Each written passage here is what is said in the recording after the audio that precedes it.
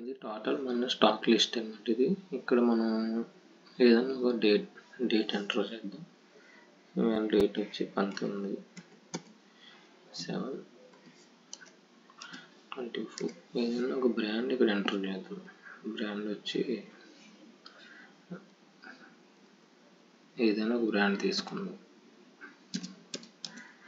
Rice brand అని తీసుకుందాం. దీనికి సైజ్ వచ్చి మనకు 19 నుంచి ఆర్డర్ వచ్చి 10,000 తీసుకుందాం. 10,000. ఇప్పుడు వీటికి మనం ఇక్కడ ఎంటర్ చేసినవి అన్నీ కూడా అన్ని షీట్స్లోనే ఎంటర్ అవుతుంది. ఇక్కడ దాకా 10,000 ఆర్డర్ లిస్ట్ వరకు ఎంటర్ అవుతుంది. కటింగ్, స్టిచ్చింగ్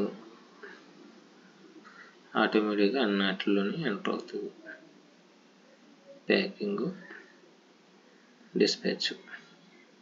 ఇప్పుడు లామినేషన్కి వచ్చినప్పటికీ ఇక్కడ డేట్ ఎంత 19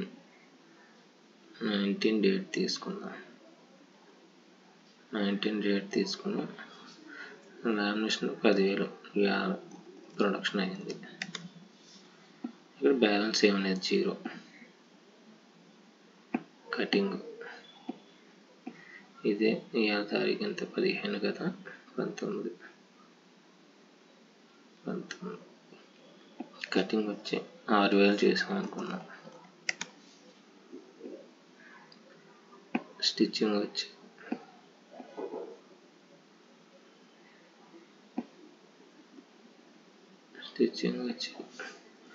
5,000 తీసుకున్నాం.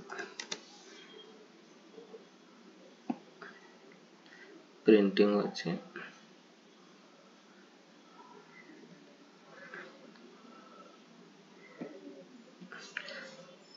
4,000 తీసుకున్నాం. ప్యాకింగ్ వచ్చి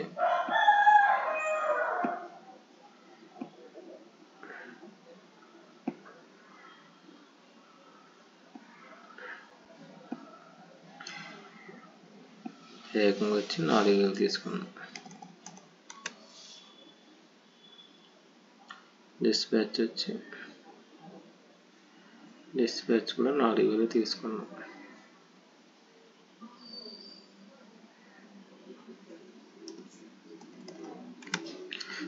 ఇప్పుడు ఇవి డిస్పాచ్ వరకు ఎంటర్ అయింది కదా. ఇప్పుడు మెయిన్ షీట్లోకి వద్దాం. మెయిన్ షీట్లోకి వచ్చినప్పటికి ఆర్డర్ మనకు 10,000, బ్యాలెన్స్ ఇంకెంత, డిస్పాచ్ 4,000 ఇచ్చాం కాబట్టి 10,000 ఇంకా 6,000 ఇవ్వాలి. లామినేషన్ 10,000 కంప్లీట్ అయిపోయింది.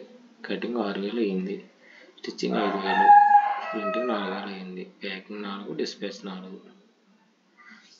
ఇవి ఇలా మనం అన్ని షీట్లు ఎంటర్ చేసుకుంటే టోటల్ ఈ షీట్లోకి వచ్చేస్తుంది, మాస్టర్ షీట్లోకి వచ్చేస్తుంది.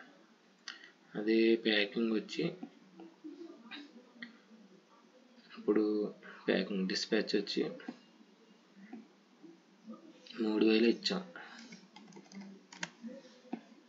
ఇప్పుడు ఇక్కడ 4,000 ప్యాకింగ్ అయ్యింది, 3,000 డిస్పాచ్ అయ్యింది, 1,000 ప్యాకింగ్ అయ్యి బ్యాలెన్స్ ఉంది, ప్యాకింగ్ చేసి ఉంది స్టాక్.